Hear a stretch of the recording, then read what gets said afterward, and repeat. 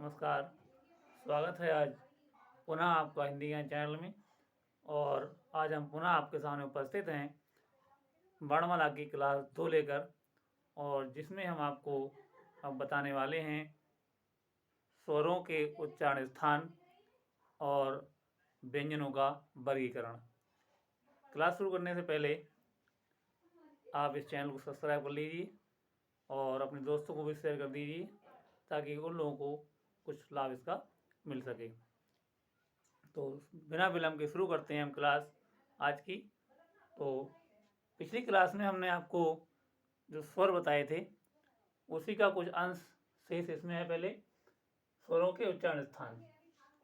उच्चारण स्थान आ कंठ से, ई तालु से, उ ओष्ठ से, री मूर्धा से, ए कंठ और तालु से, ओ कंठ और ओष्ठ से, अंग नासिक से और आ कंठ से उच्चारित होते हैं। उसके बाद देखते हैं हम व्यंजनों को।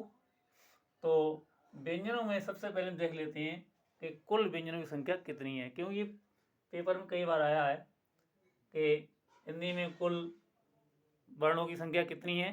तो कुल वर्ण जो है आपके 52 हैं, जिसमें 11 स्वर, 25 स्पर्श व्यंजन, 4 अंतस्थ व्यंजन, 4 उष्ण व्यंजन, 4 संयुक्त व्यंजन, 2 द्विगुण व्यंजन, 1 अनुस्वार और 1 विसर्ग।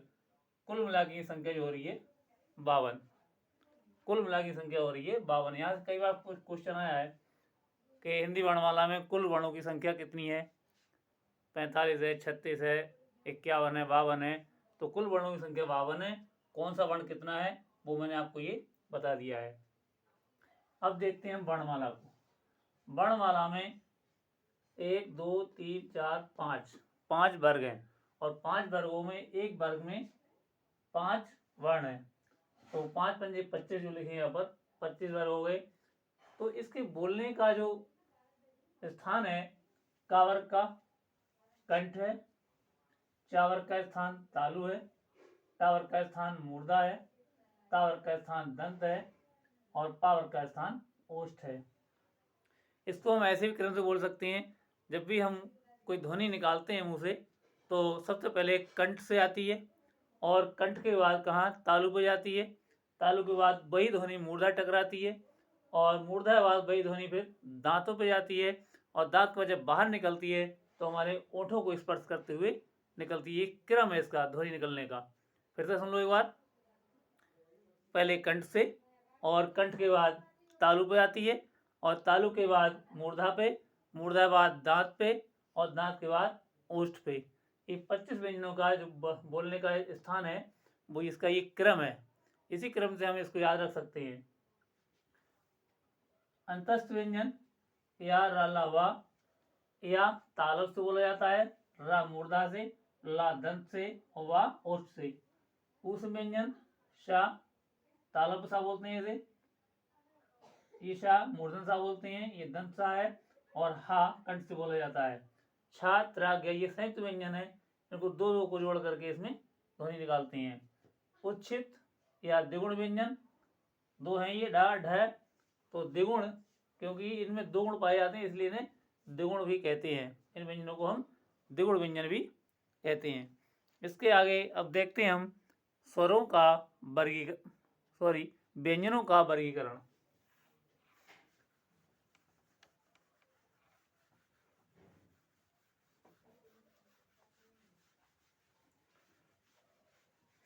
व्यंजनों का वर्गीकरण।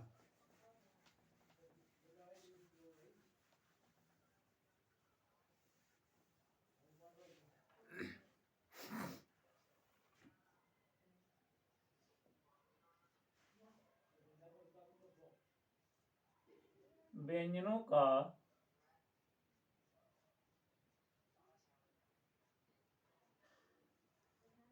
वर्गीकरण। व्यंजनों के वर्गीकरण में हम इसके 3 भाग कर लेते हैं।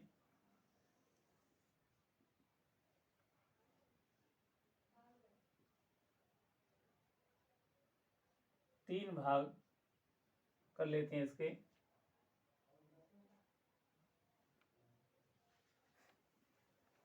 पहला भाग है श्वास के आधार पर। श्वास के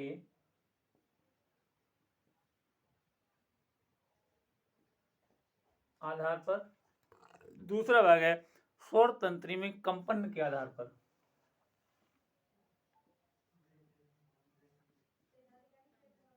स्वर तंत्री में कंपन के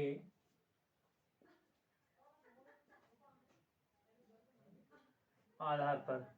और तीसरा भाग है अवयवों के अवरोध के आधार पर। अवयवों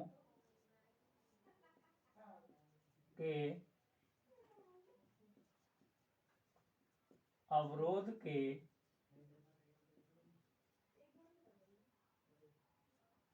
आधार पर। इसको हम 3 भागों में बांट सकते हैं। व्यंजनों के वर्गीकरण को हम 3 भागों में बांट सकते हैं। पहला श्वास के आधार पर, स्वर तंत्री में कंपन के आधार पर दूसरा, अवयवों के अवरोध के आधार पर तीसरा भाग। अब देखते हैं हम श्वास के आधार पर। श्वास के आधार पर पुनः इसके 2 भाग हो जाएंगे। पुनः इसके 2 भाग। पहला है अल्पप्राण। अल्पप्राण पहला भाग, और दूसरा भाग है महाप्राण। अल्पप्राण और महाप्राण। अल्पप्राण में कौन कौन से वर्ण आते हैं देखो। प्रत्येक वर्ग का पहला, तीसरा और पांचवा। प्रत्येक वर्ग का पहला, तीसरा और पांचवा वर्ण। प्रत्येक वर्ग का पहला, तीसरा और पांचवा वर्ण। साथ में हमारे अंतस्थ व्यंजन भी इसी में आते हैं। या, रा, ला, वा। अंतस्थ।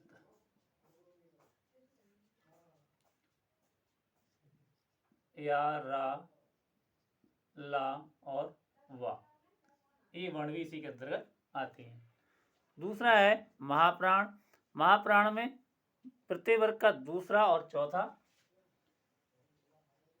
दूसरा चौथा वर्ण। प्रत्येक वर्ग का दूसरा और चौथा वर्ण। और हा, शा, शा, हा। इसके अतिरिक्त अंग और आ। अंग और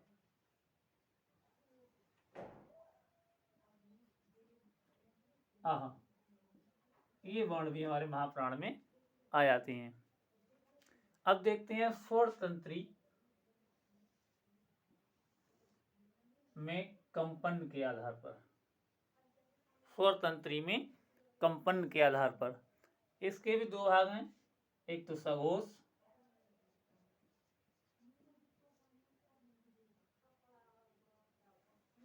सघोष, और इन्हीं को घोष भी बोल देते हैं, और अघोष। सघोष और अघोष। सघोष में तीसरा और चौथा वर्ण। सघोष में प्रत्येक वर्ग का तीसरा और चौथा वर्ण। सघोष में प्रत्येक वर्ग का तीसरा और चौथा वर्ण। और अघोष में पहला और दूसरा। प्रत्येक वर्ग का पहला और दूसरा वर्ण। पहला और दूसरा वर्ण, ये हमारे क्या में आते हैं, अघोष में आते हैं। उसके बाद में देखते हैं हम अवयवों के अवरोध के आधार पर। अवयवों के तीसरा नंबर है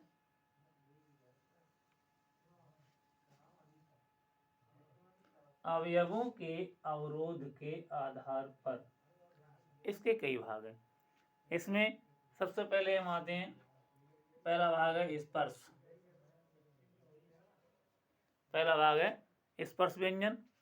स्पर्श व्यंजनों की संख्या लिख दी मैंने कितनी, 25। और का से माँ तक के वर्ण। का से मा तक के वर्ण स्पर्श व्यंजन में आते हैं। फिर स्पर्श संघर्षी दूसरा भाग है। स्पर्श संघर्षी, स्पर्श संघर्षी, स्पर्श संघर्षी। इसमें चा, छा, जा, झा, या यानी चा वर्ग, चा, छा, जा, झा, या यानी चा वर्ग पूरा इसी में आता है स्पर्श संघर्षी में। फिर है संघर्षी यानी ऊष्म। तीसरा नंबर है संघर्षी। इसमें ऊष्म व्यंजन आते हैं, इसमें ऊष्म व्यंजन आते हैं। शा, शा, यहाँ लिख दीजिए ऊष्म। ऊष्म व्यंजन कौन कौन से आते हैं? शा, शा, शा और हा, ये इस पर संघर्षी कहलाते हैं। फिर उसके बाद में अंतस्थ व्यंजन। चौथा नंबर है अंतस्थ व्यंजन। अंतस्थ में चार हैं और वो है या, वा, रा और ला, या, वा, रा और ला। फिर उत्क्षिप्त व्यंजन, पांचवा नंबर है उत्क्षिप्त।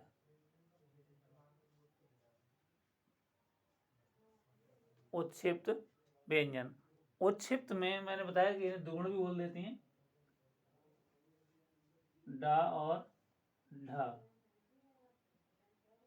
डा और ढा। और अंतिम रह गया संयुक्त व्यंजन, छठा नंबर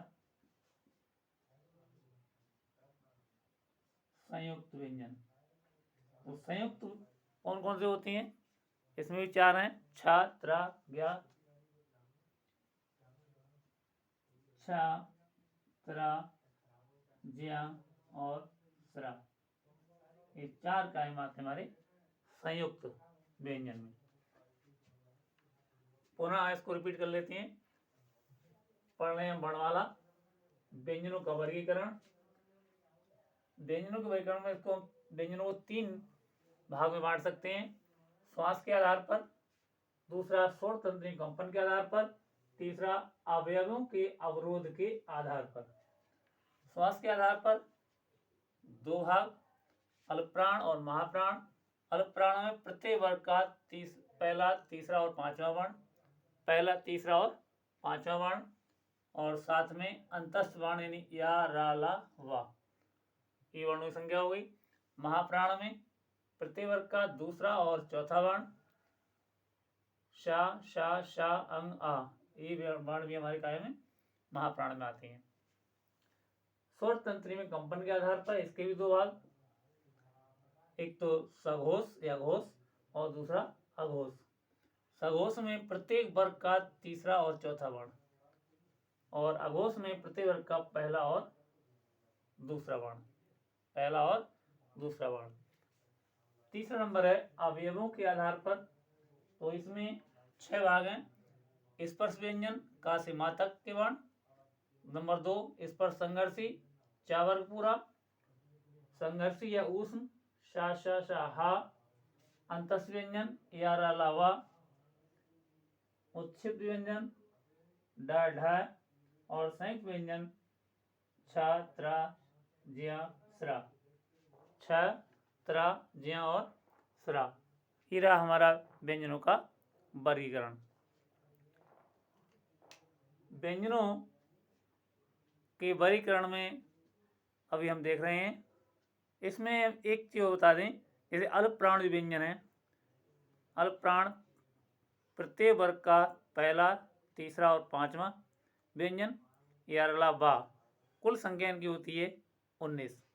महाप्राण व्यंजनों में प्रत्यय वर्ग का दूसरा, चौथा, शा, शा, हा, अंग, आह, यानी 13 + 2 कितने हुए? 15। अघोष वर्णों की संख्या प्रत्यय वर्ग का पहला और दूसरा वर्ण, 5 वर्ण 5 वर्ग हैं तो 5 दूनी कितने हुए? 10। तो 10 वर्ण इसमें। ऐसी सघोष में 10 वर्ण आते हैं। संघर्षी में 3 वर्ण, शा, शा, शा। नासिक प्रत्येक वर्ग का 5वां वर्ण नासिक कहलाता है। प्रत्येक वर्ग का 5वां वर्ण नासिक।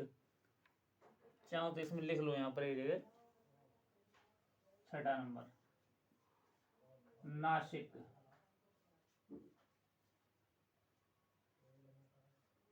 यानी प्रत्येक वर्ग का 5वां वर्ण,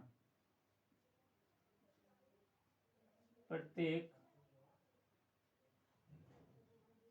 वर्ग का 5वां वर्ण, प्रत्येक वर्ग का 5वां वर्ण नासिक कहलाता है। 5वां वर्ण और 5 प्रत्येक वर्ग का 5वां वर्ण, यानी इनकी संख्या कुल 5 होती है। पार्श्विक वर्ण हमारा ला होता है। पार्श्विक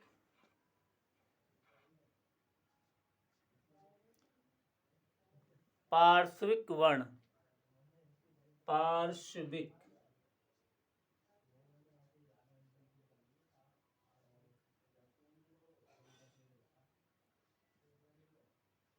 वर्ण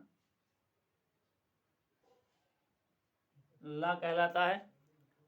लुंठित वर्ण रा कहलाता है।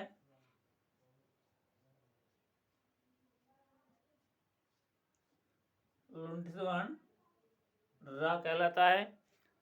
अर्धस्वर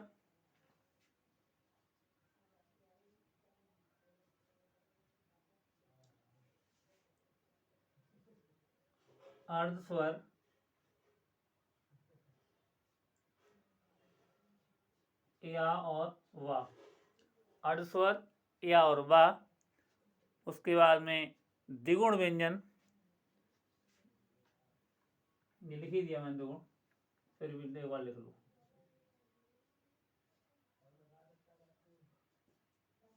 द्विगुण ड और ढ, ये द्विगुण व्यंजन। इसमें से यहाँ से कई बार पूछ लिया गया है अर्धस्वर कौन सा है, या द्विगुण कौन से हैं, या लुंठित कौन सा है, या फिर पार्श्विक कौन सा है। तो आज की क्लास में बस इतना ही। अगली क्लास के साथ पुनः हम आपके सामने उपस्थित होंगे। तब तक के लिए नमस्कार।